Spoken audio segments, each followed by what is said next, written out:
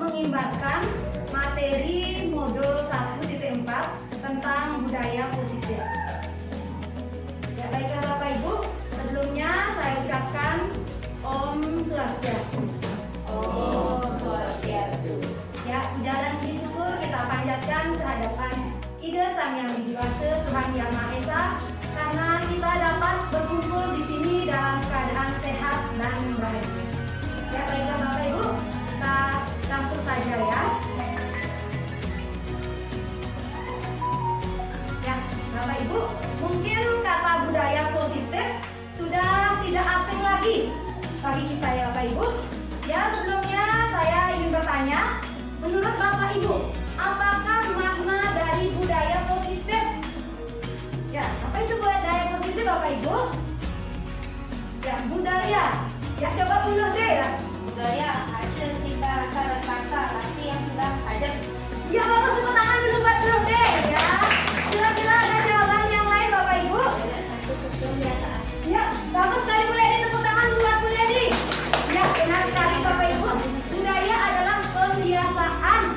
Ya, kebiasaan kalau positif biasanya berkaitan dengan apa Bapak Ibu? Berkaitan dengan Yang baik-baik. Ya, betul sekali Bu Ledi. Tepuk tangan dulu Pak Lode. Ya, terima kasih Bu Lode ya. Ya, budaya positif adalah kebiasaan yang baik-baik ya yang sudah kita terapkan. Nah, Bapak Ibu, kira-kira apa contoh penerapan positif yang telah kita terapkan di sekolah? Seperti apa contohnya?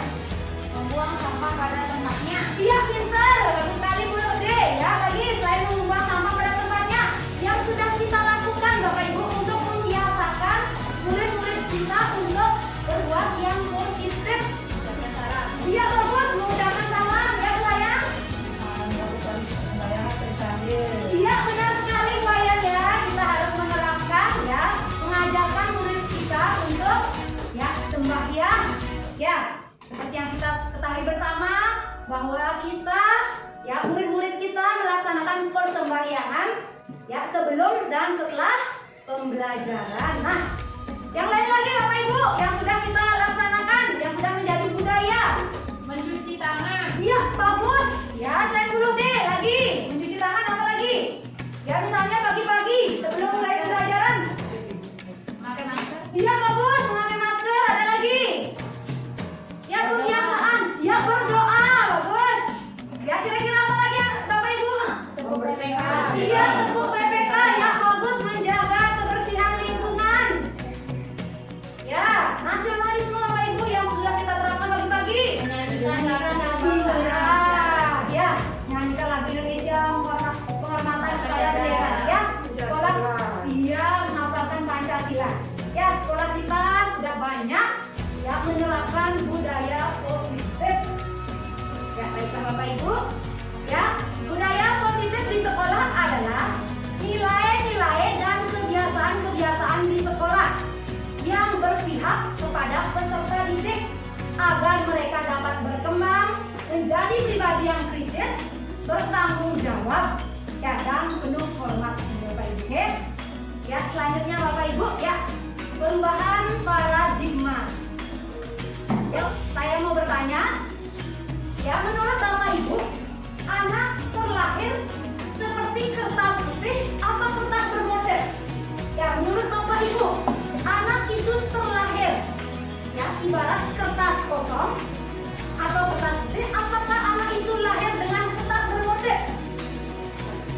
Kertas putih. Ya, kertas kosong. Ya, mulai kertas bermotif. Ya, coba kita lihat Bapak Ibu ya. Ya, menurut filosofi pendidikan Ki Hajar Dewantara, anak itu terlahir bukan tabula rasa Bapak Ibu. Ya, artinya bukan kertas kosong. Ya, kertas kosong maksudnya di sini, anak-anak itu terlahir tidak berbekal apa-apa. Dan guru itu bebas menulisi kertas kosong tersebut. Ya, jadi ini menurut filosofi pendidikan Ki Hajar Dewantara, anak itu bukan tabula rasa, tetapi anak itu terlahir dengan kertas bermotif ya seperti yang disampaikan oleh Bu Lode. Ya, tapi masih tipis. Ya, Dan disinilah tugas kita Bapak Ibu. Tugas kita adalah menebalkan garis-garis yang sama itu ya agar menjadi tebal. Ya, semua anak itu terlahir dengan bakat dan minatnya masing-masing. Ya, semua anak itu unik. Semua anak itu pintar. Ya, tidak ada anak bodoh ya Bapak Ibu, yang ada anak malas. Ya, semua anak itu pintar dalam bidangnya masing-masing. Ya Bapak Ibu ya. Ya, tugas kita sebagai guru adalah menuntun bakat anak tersebut ya dan memberikan budi pekerti yang luhur.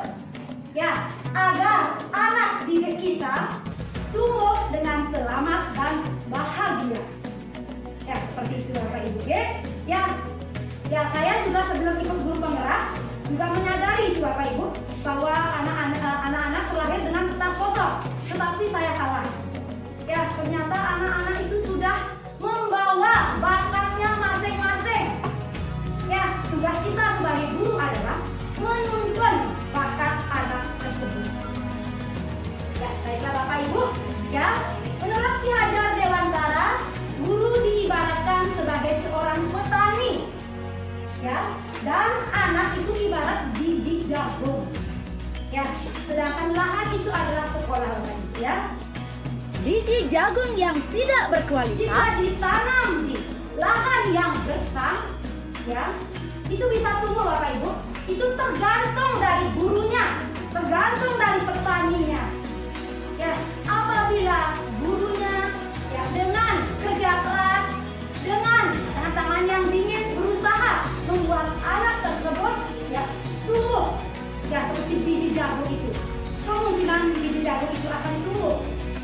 Tapi apabila dia menanam biji jagung yang berkualitas, bijinya berkualitas, tetapi petani itu tidak peduli dengan biji yang berkualitas itu, maka bagaimana hasilnya Bapak Ibu? Apakah jagung itu akan tumbuh subur?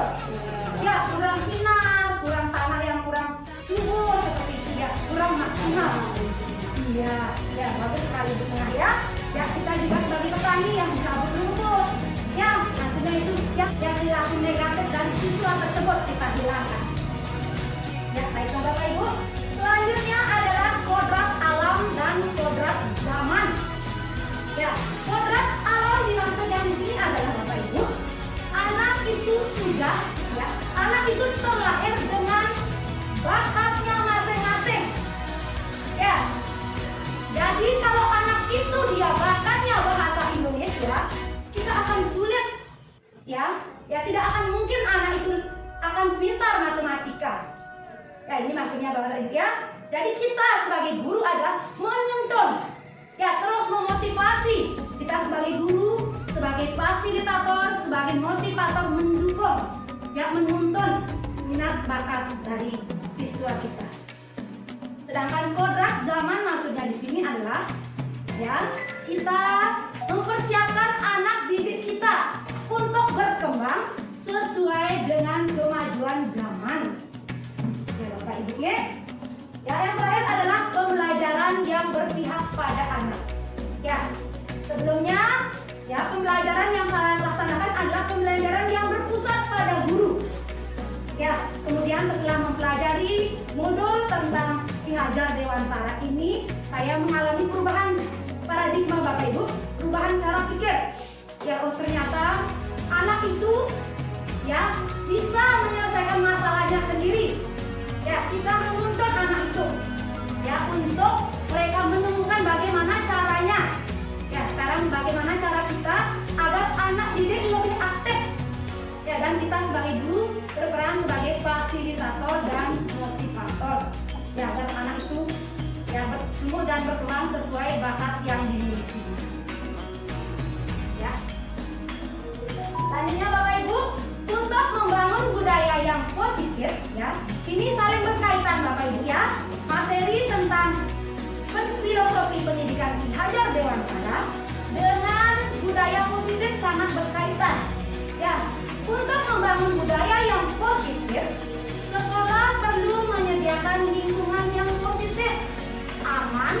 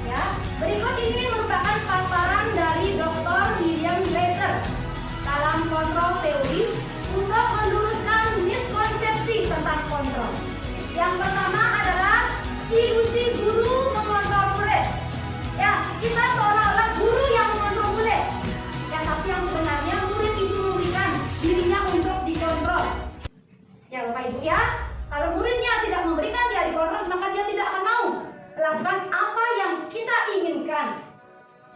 Ya Bapak Ibu, selanjutnya ilusi bahwa kritik dan membuat orang berasa bersalah dapat menguatkan karakter. Ya, selanjutnya adalah ilusi bahwa semua penguatan positif efektif dan bermanfaat. Ya, yang selanjutnya adalah ilusi bahwa orang dewasa memiliki hak untuk memaksa. Ya, ini sebenarnya tergantung siswanya mau memberikan kontrol apa tidak dirinya untuk mengikuti arahan dari guru tersebut. Ya, baiklah Bapak Ibu, selanjutnya ya. Inilah perubahannya Bapak Ibu. Yang dulu kita dikenal dengan stimulus respon. Ya, stimulus rangsangan, respon reaksi. Ya, tapi sekarang seiring dengan kemajuan perkembangan pendidikan karena pendidikan itu bersifat dinamis Bapak Ibu ya. Pendidikan itu terus berkembang mengikuti kemajuan zaman. Ya Bapak Ibu ya. Yang stimulus respon, kita mencoba mengubah orang agar berpandangan seperti kita. Ya, yang seharusnya adalah kita berusaha memahami pandangan orang lain tentang dunia. Selanjutnya, perilaku buruk dilihat sebagai suatu kesalahan. Ya, kita sering menilai murid itu buruk, berarti salah. Ya, menurut teori kontrol Bapak Ibu, semua perilaku itu memiliki tujuan. Bahkan perilaku yang buruk pun ada tujuannya. Ya, jadi kita sebagai guru sebelum kita menyalahkan siswi kita, alangkah bagusnya kita tanyakan dulu apa alasan siswa tersebut melakukan kegiatan tersebut atau kesalahan tersebut. Ya, selanjutnya adalah orang lain bisa mengontrol saya. Ya, teori kontrolnya hanya Anda yang bisa mengontrol diri Anda sendiri. Ya, jadi ini unsur dari motivasi internal. Ya, motivasi dari dalam diri. Ya, kalau guru itu menyuruh siswanya jangan nakal. Kira-kira motivasi dari mana Bapak Ibu? Internal apa eksternal? Ayo, kalau guru yang menyuruh, iya bagus, ya eksternal berarti dari luar. Ya, selanjutnya ada pemaksaan pada saat rujukan gagal. Yang seharusnya yang kita lakukan adalah kolaborasi dan kesepakatan menciptakan pilihan-pilihan baru.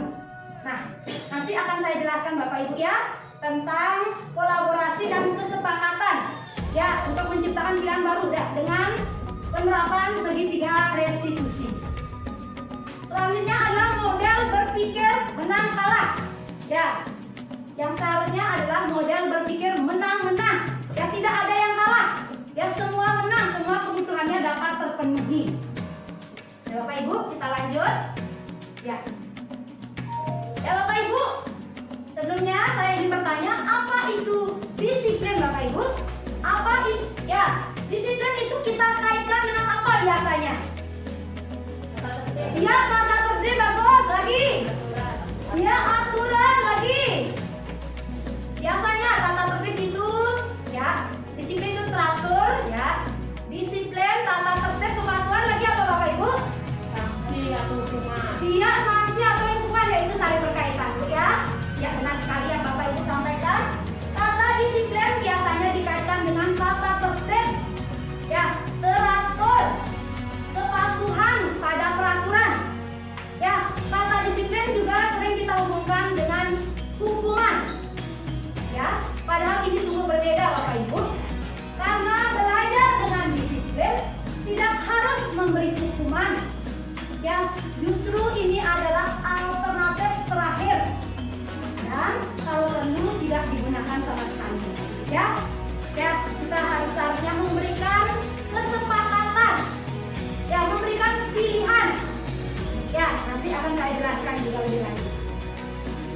Ya, selanjutnya Ki Hajar Dewantara menyatakan bahwa untuk mencapai kemerdekaan atau dalam konteks pendidikan kita saat ini, untuk menciptakan murid yang merdeka, syarat utamanya adalah harus ada disiplin yang kuat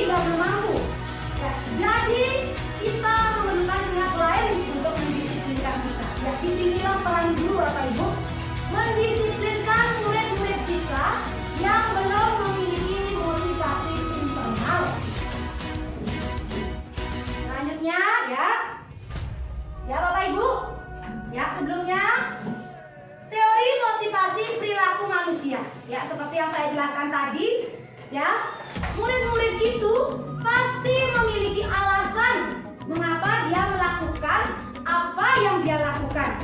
Ya, baik itu salah maupun benar. Ya, di sini ada 3 motivasi perilaku manusia.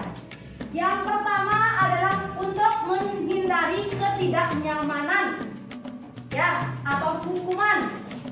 Yang kedua adalah untuk mendapat imbalan dari orang lain atau institusi. Yang terakhir adalah untuk menghargai diri sendiri, menjadi insan yang sesuai dengan harapan. Nah, Bapak Ibu, kira-kira motivasi perilaku yang dilakukan oleh murid kita yang mana biasanya, Bapak Ibu? Dia datang ke sekolah pagi-pagi. Kira-kira motivasinya yang mana? Nomor 1, nomor 2, atau nomor 3?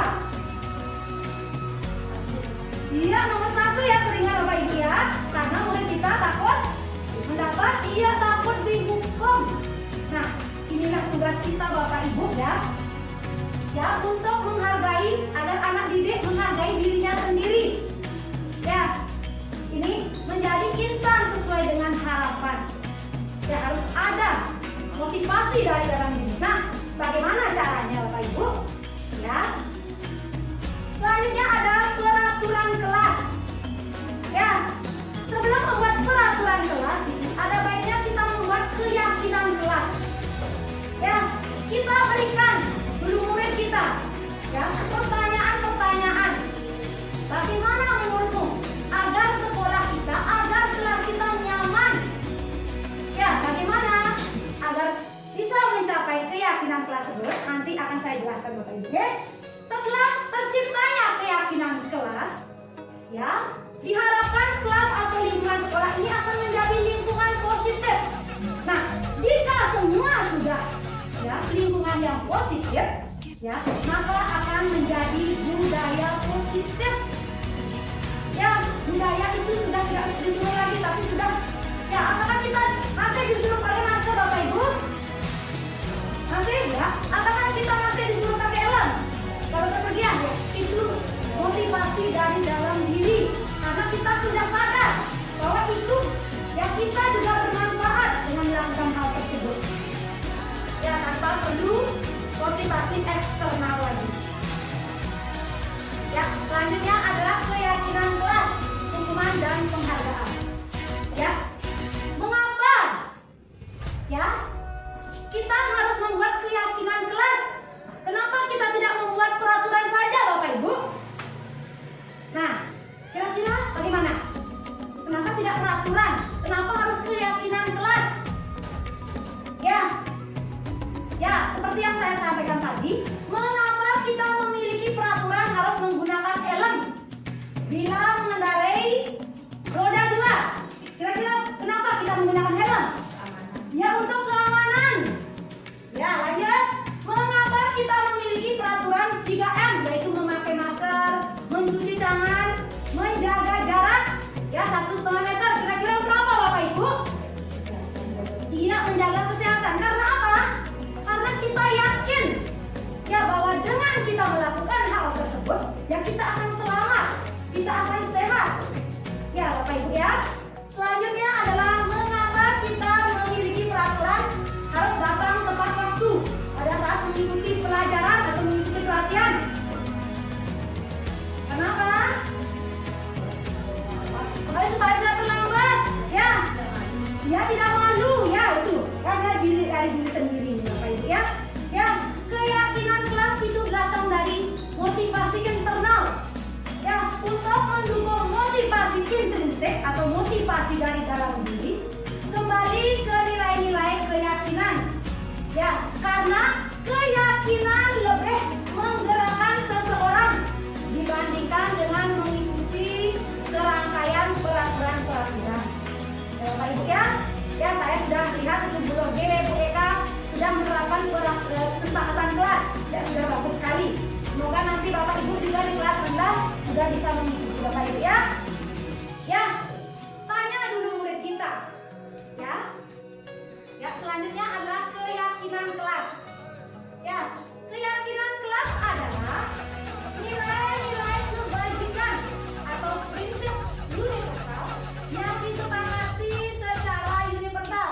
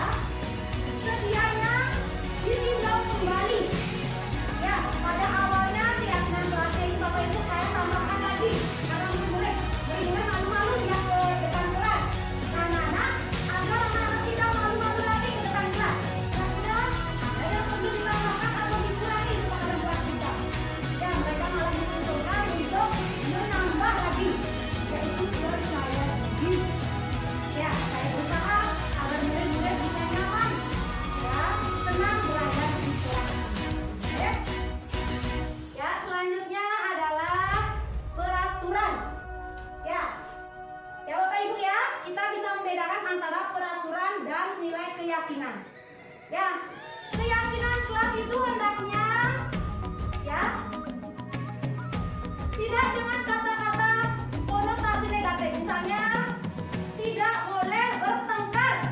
Seharusnya apa Bapak Ibu? Tidak boleh bertengkar. Saling menghargai, ya. Selalu mengembalikan buku di tempatnya. Tanggung jawab, ya. Anak-anak habis pinjam buku di pojok kaca, kembalikan, ya. Ini nilai tanggung jawab.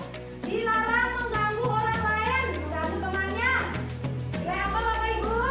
Nilai keyakinan kelasnya, ya. Saling menyayangi. Hadir di sekolah 15 menit sebelum pembelajaran. Tepat waktu. Dilarang melakukan kekerasan. Ya, kira-kira nilai apa atau keyakinan apa Bapak Ibu? Ya, rukun. Ya, saling menghargai. Ya, juga ini ya, Bapak Ibu ya. Dilarang melakukan kekerasan. Ya, ada murid-muridnya sampai pukul-pukulan. Kira-kira apa Bapak Ibu nilainya? Ya, pukul-pukulan muridnya. Jadi mereka kurang menghargai. Ya, menghargai orang lain. Ya, keselamatan juga ini. Ya, kalau anak-anak ini menggunakan masker, ya kesehatan, ya keselamatan. Ya, lalu ya, selanjutnya adalah ya, ini contoh beberapa keyakinan kelas yang sudah saya jelaskan. Ya, yang pertama saya jelaskan dulu pada anak didik, ya, tentang pentingnya keyakinan kelas untuk menciptakan kelas yang kondusif, kelas yang nyaman, aman dan menyenangkan. Ya, selanjutnya siswa menuliskan, ya, menuliskan siswa apa yang mereka harapkan, apa yang mereka inginkan agar kelas itu kondusif. Ya, jadi siswa itu menempel Bapak Ibu, menempel. Ya, siswa itu berkontribusi, memberikan surat pendapat. Ya, untuk membuat kesepakatan kelas. Ya, setelah mereka menempel Bapak Ibu, ya, selanjutnya guru dan siswa merangkum. Ya, yang ada 5 kita tempelkan satu saja di poster.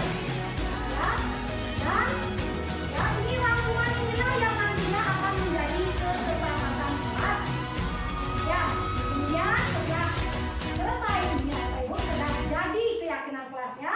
Guru dan siswa menandatangani ya kesepakatan yang telah dibuat. Ya, kalau siswa saya melanggar kesepakatan kelas ini Bapak Ibu, saya tidak memberikan hukuman, tetapi kita memberikan konsekuensi.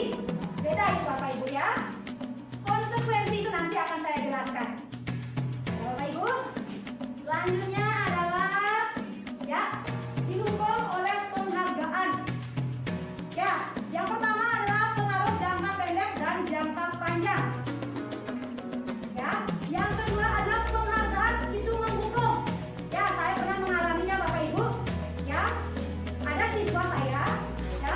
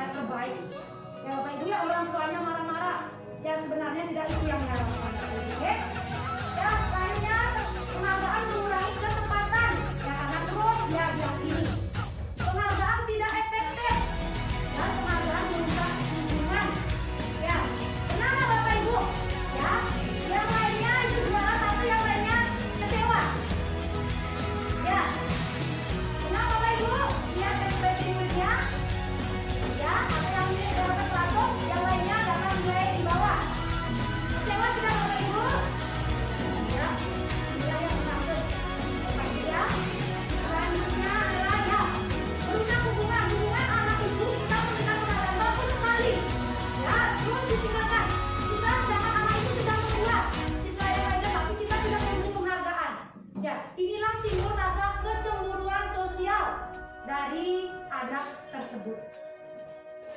Ya, baiklah Bapak Ibu, kita kembali ke materi tindakan guru. Ya, sini saya punya pertanyaan, Bapak Ibu tinggal menjawab ini hukuman apa konsekuensi. Ya, ya lanjut. Mencatat 100 kali di dalam buku. Kalimat saya tidak akan terlambat lagi. Karena terlambat ke sekolah. Kira-kira hukuman apa konsekuensi? Konsekuensi atau hukuman? Hukuman. Ya, nanti kita cek Bapak Ibu ya. Selanjutnya,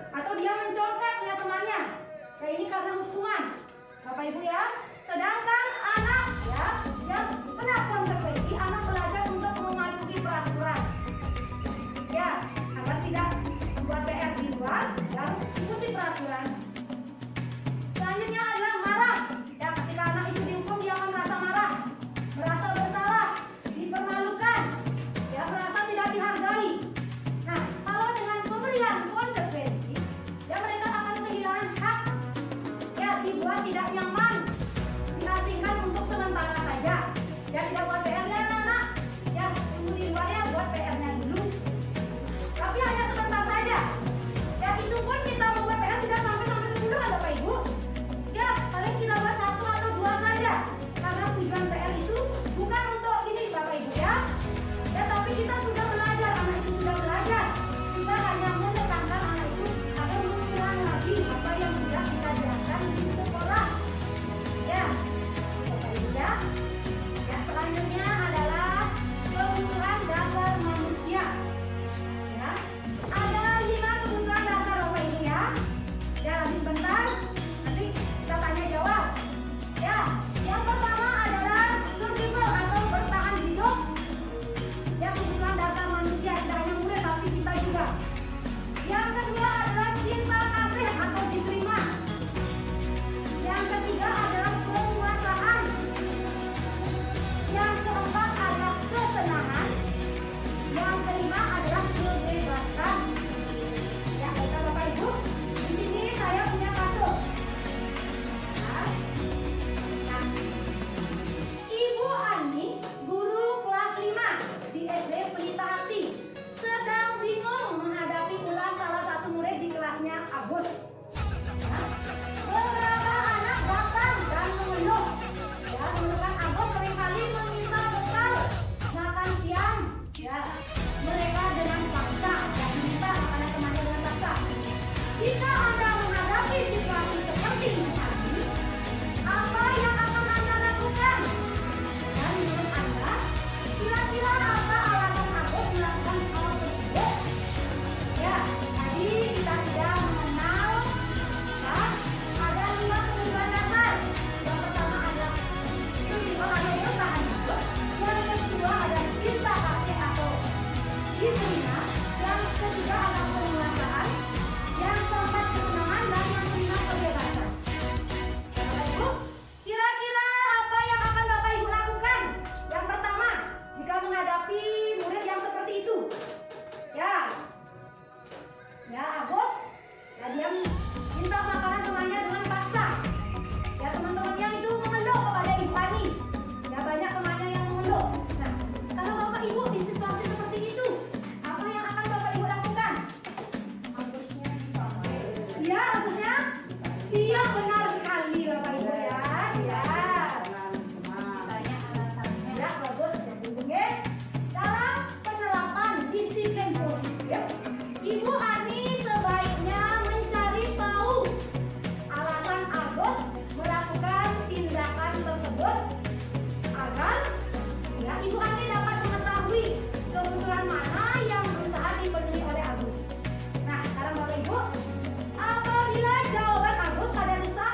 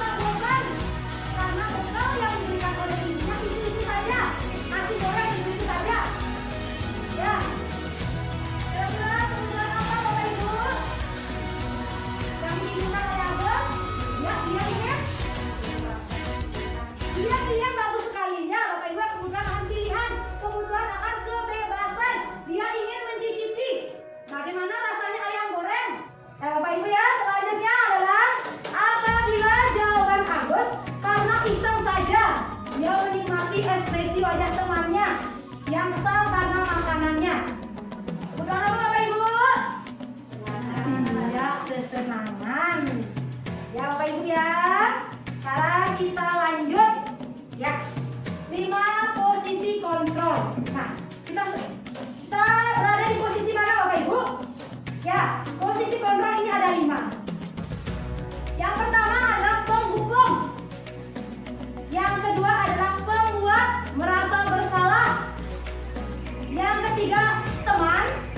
Yang keempat pemantau. Yang kelima manajer. Ya, saya akan jelaskan Bapak Ibu ya. Kalau penghukum, ya, guru itu biasanya mengandek, menunjuk-nunjuk, menyakiti, menyindir. Itu dia guru menghukum. Ya, kamu mau melakukan apa? Awas ya kalau tidak melakukan itu. Ya, seperti itu biasanya kata-katanya Bapak Ibu. Oke? Hasilnya adalah siswa itu akan memberontak, menyalahkan orang lain. Ya, dan murid itu akan berkata, biarkan saja. Nanti juga marah-marah lagi karena kita terbiasa murid itu menghukum muridnya. Ya, dampaknya adalah murid mengulangi kesalahannya.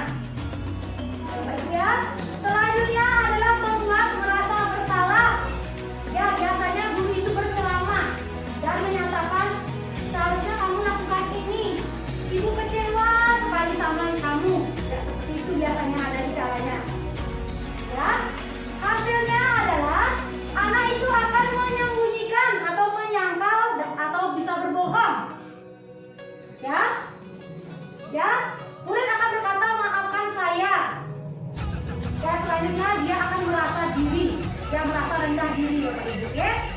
Ya, karena dia merasa gagal, dia tidak bisa membahagiakan gurunya, tidak bisa membahagiakan orang tuanya seperti itu. Selanjutnya adalah teman. Ya, kalau murid kontrol guru sebagai teman ini membuat alasan untuk muridnya. Ya, misalnya murid saya akan memberikan alasan apa. Ya, baik-baik saja.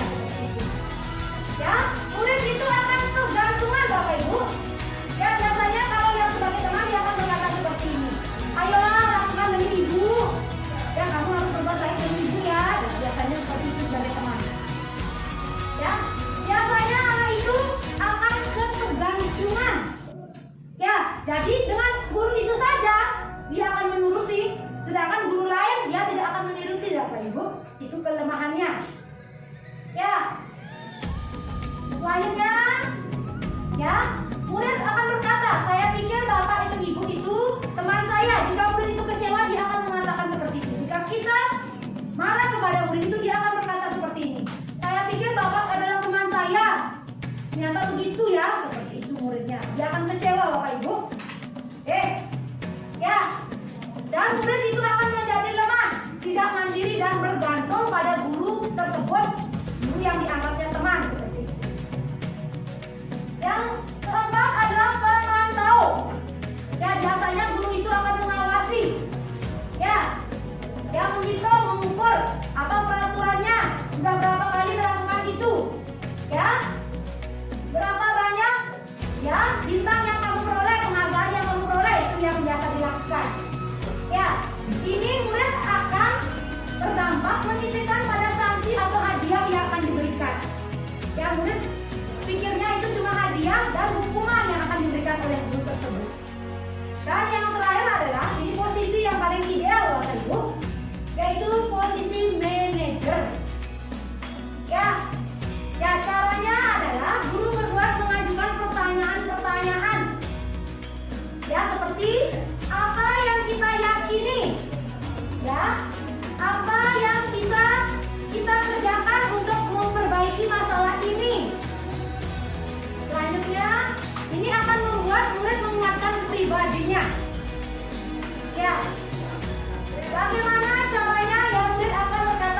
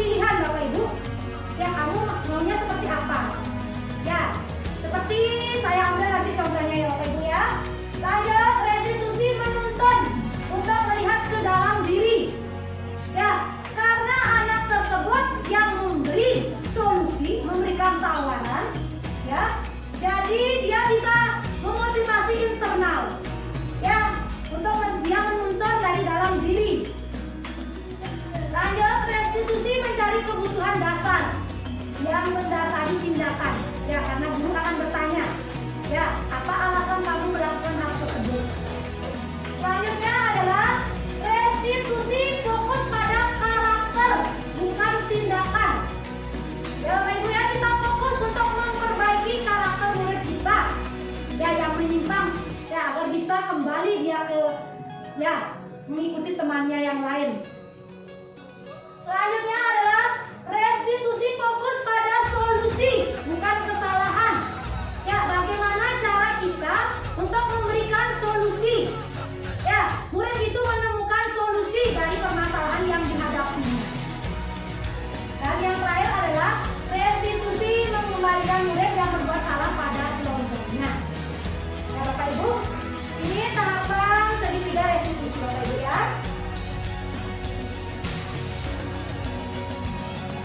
Ya, ada 3 tahapan segitiga restitusi. Yang pertama adalah, ya, menstabilkan identitas.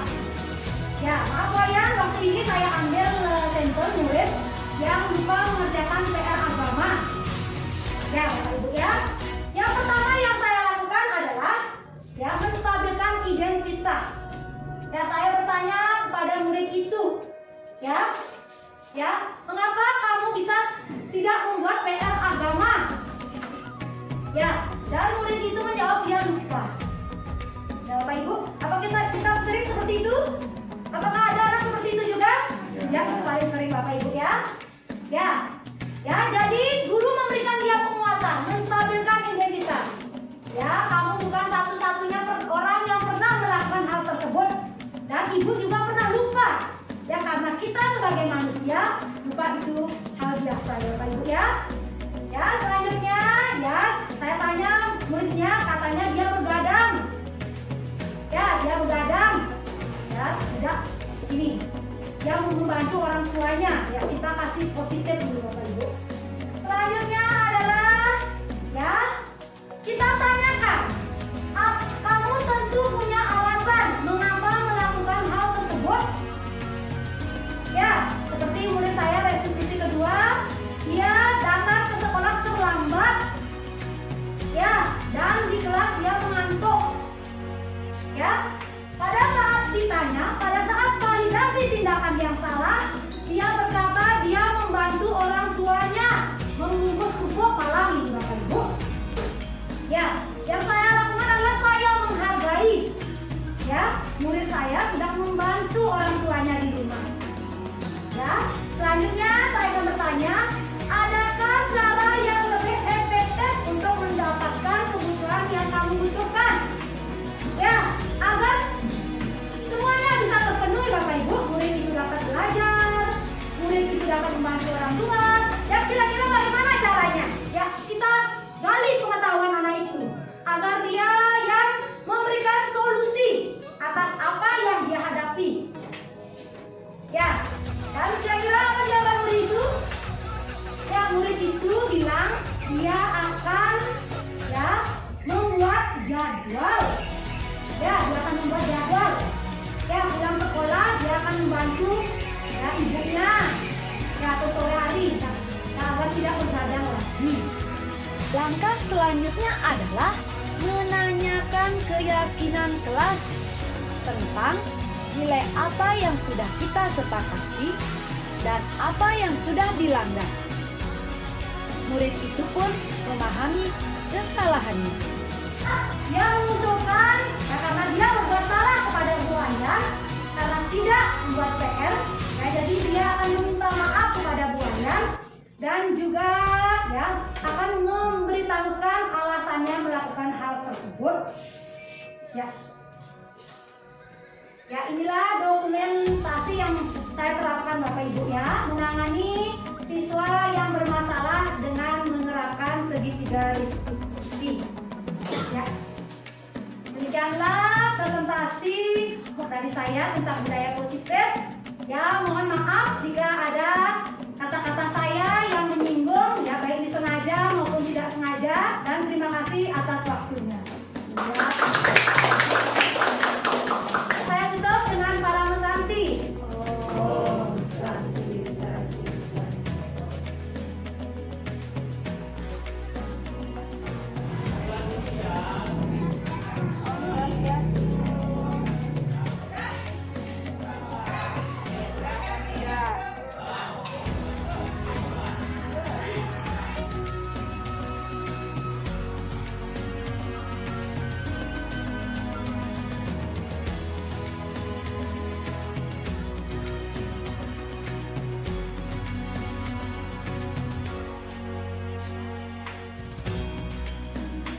teman-teman sebelum makan, mari kita berdoa. Berdoa dimulai. Oh.